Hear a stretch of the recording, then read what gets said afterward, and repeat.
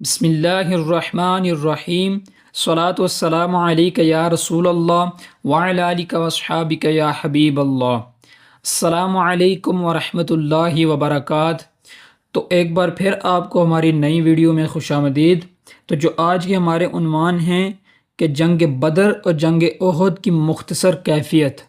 اسلام کی درخشاں تاریخ کے زیر اوراق شاہد عادل ہیں کہ رحمت عالم صلی اللہ تعالیٰ علیہ وسلم نے جن غزوات میں شرکت فرمائی یا اپنے جانصار صحابہ کو جہاد میں ارسال فرمایا، وہ تمام غزوات اور سرایا مظلومین کے دفاع اور ظالمین کے استحصال کے لیے ہی تھے۔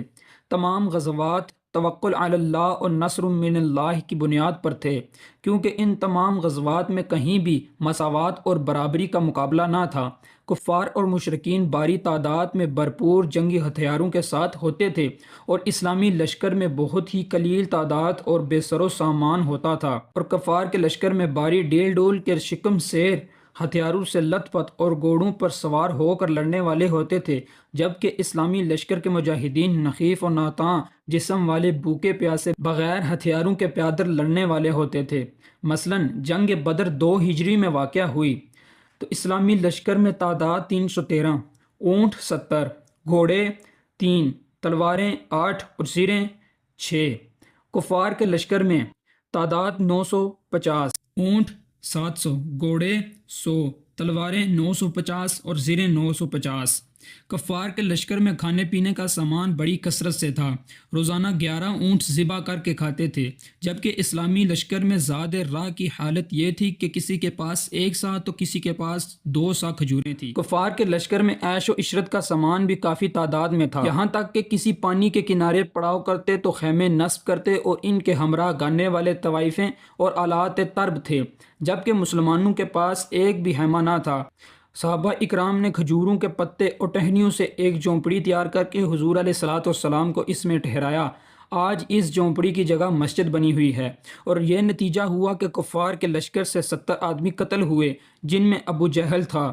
اس کے علاوہ لشکر کفار سے 70 آدمی قید ہوئے، جن میں حضرت عباس بن عبد المطلب بھی تھے، جو بعد میں ایمان لائے۔ یہ جنگ ہارنے کے بعد 3 ہجری میں قوم قریش نے دار الندوہ میں میٹنگ کر کے 20,000 مسکال لشکر کی تیاری کے لیے جمع کیے، اور مکہ سے 4 شخصوں کو اطراف میں گشت کرنے پر مقرر کیا، تاکہ وہ لوگوں کو مدینہ منورہ پر حملہ کرنے کے لیے ابھاریں اور کافی تعداد میں لشکر جمع ہو۔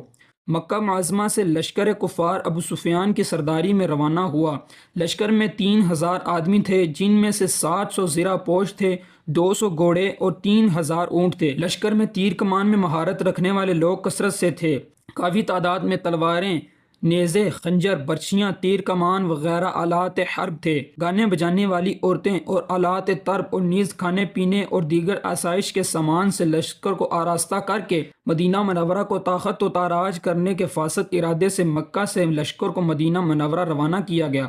ابو سفیان نے مدینہ منورہ سے 5 میل کے فاصلے پر مقام ذوالحلیفہ پر لشکر کو ٹھہرایا اور وہاں 3 دن قیام کیا۔ لشکر کفار کے قیام کے دوران مشرکوں نے اپنے اونٹوں اور گھوڑوں کو مسلمانوں کے کھیتوں میں چھوڑ دیا، چنانچہ اونٹوں اور گھوڑوں نے کھیتوں کو روند کر رکھ دیا اور تمام سبزہ کھا گئے، اور حالت یہ ہوئی کہ اطراف مدینہ میں تمام کھیتوں میں کسی بھی کھیت میں سبزی باقی نہ رہی۔ لشکر کفار حملہ کر کے اہل مدینہ کو طاقت و تاراج کرنے آ پہنچے۔ اس سے پہلے ہی ان کو روکنے اور ان کا مقابلہ کر کے ان کے شر اور ضر سے اہل مدینہ کو محفوظ اور مامون کرنے کے لیے رحمت عالم صلی اللہ تعالیٰ علیہ وسلم نے 1,000 مجاہدین کو لے کر ان سے بامقام احد مقابل ہوئے۔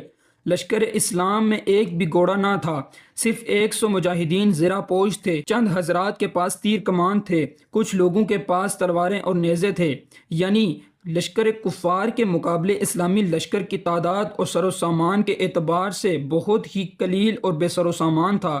اسلامی لشکر سے 70 حضرات شہید ہوئے، جن میں سے حضرت حمزہ، حضرت خنزلہ غسیل الملائکہ، حضرت مصعب بن عمیر، حضرت سعد بن ربیع، حضرت نعمان بن مالک وغیرہ تھے۔ کفار کے لشکر سے 30 آدمی جہنم رسید ہوئے اور ان کے حوصلے ٹوٹ گئے، لہٰذا ابو جہل لشکر کو لے کر روانہ ہو گیا اور جاتے وقت یہ دھمکی دی کہ اب ہماری اور تمہاری ملاقات آئندہ سال بدر میں ہوگی۔ اسی کے ساتھ ہمیں اجازت دیجیے، اور انشاءاللہ اس چینل پر جلد ہی جنگ بدر اور احد کو تفصیل کے ساتھ ذکر کیا جائے گا۔ اسی طرح آپ ہمارا حصہ بنے رہیں اور ہمارے چینل کو سبسکرائب، اس ویڈیو کو لائک اور شیئر کریں، اور اسی کے ساتھ ہمیں اجازت دیں۔ السلام علیکم۔